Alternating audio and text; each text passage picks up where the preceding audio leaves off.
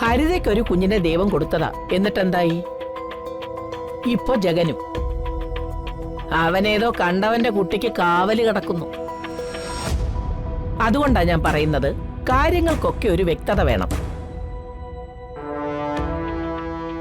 അല്ലെങ്കിൽ കാരണവന്മാരായിട്ടുണ്ടാക്കിയ സ്വത്തുക്കളൊക്കെ അന്യാധീനപ്പെട്ടു പോവും. നീ എന്താ ഒന്നും മിണ്ടാത്തെ? ഈ കുടുംബത്തിലെ ഗ്രഹനാഥ നീയാ. നീ വേണം കാര്യങ്ങളൊക്കെ ഉത്തരവാദിത്വത്തോടെ ഏറ്റെടുക്കാൻ.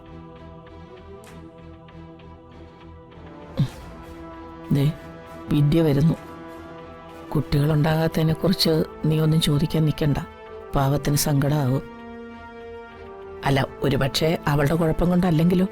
അമ്മേ, അമ്മേ, ഒരു കൂട്ടം കാണിച്ചു തരാം. അമ്മേ, പിന്നെ ഇന്നേ അമ്മയുടെ കൈ കൊണ്ട് പാൽപ്പായസം വെച്ച് ഇവിടെ എല്ലാവർക്കും കൊടുക്കണം. അതെന്താ പെട്ടെന്ന് നിനക്കൊരു പായസക്കൊതി? ഇന്ന് നിന്റെ പിറന്നാളാണോടാ? ആണോ സുമലതേ? അല്ല, ഇവന്റെ പിറന്നാൾ ധനുമാസത്തിലല്ലേ? ഇത് പിറന്നാളിന്റെ ഒന്നും അല്ലമ്മേ. നമ്മുടെ ജഗൻ ഒരു ബിസിനസ് സ്റ്റാർട്ട് ചെയ്തു. ബിസിനസ്സോ? എന്ത് ബിസിനസ്സാടാ? അതൊക്കെ അവിടെ നിക്കട്ടെ. ഏതായാലും വരുമാനമുള്ള ബിസിനസ് ആണെന്നറിയാം.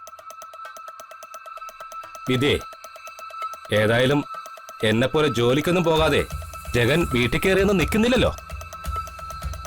പയ്യെ പയ്യെ എനിക്കും തുടങ്ങണം ഒരു ബിസിനസ്. മോനെ, ജഗൻ എന്ത് ബിസിനസ്സാണ് തുടങ്ങിയോന്ന് പറ.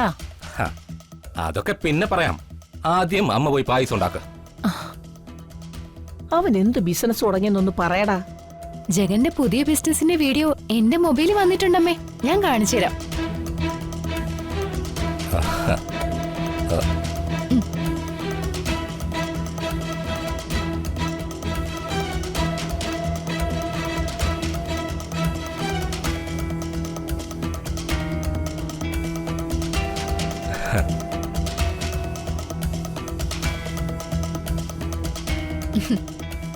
ഇതാണ് ജഗന്റെ പുതിയ ബിസിനസ്, തട്ടുകട.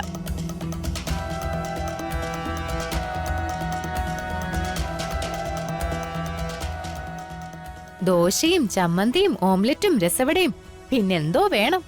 ഓംലെറ്റിന്റെയും തട്ടുദോശയുടെ ഒക്കെ കാര്യങ്ങളൊക്കെ പറയുമ്പോ ദേ കൂത്തി വരുന്നു എന്റെ അപ്പച്ചി. കൊള്ളാം. തട്ടുകട.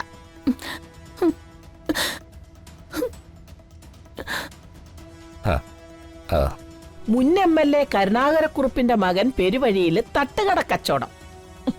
കഷ്ടം. ഇനി എന്റെ വീട്ടുകാരോട് ഞാൻ എന്ത് പറയും? എന്റെ അനിയന്റെ കടയിൽ നല്ല തട്ടുദോശയും ചമ്മന്തിയും കിട്ടുമെന്നോ? എടി, തട്ടുദോശയ്ക്ക് എന്താണ് കുഴപ്പം? അവൻ എന്നെയും നിന്നെയും പോലെ വെറുതെ ഇരുന്ന് തിന്നുമല്ല, അധ്വാനിച്ചിട്ടാ 4 കാശുണ്ടാക്കുന്നത്.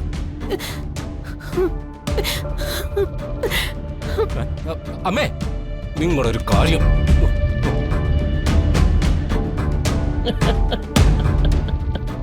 അവനെ വരുത്താൻ സമയമായി.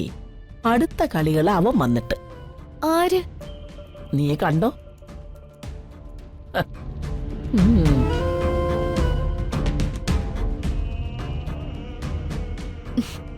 ആരും ഒന്നും പറയില്ല. സസ്പെൻസ് ഇടും. കണ്ടോളാൻ. എന്ത് കാണാനാ?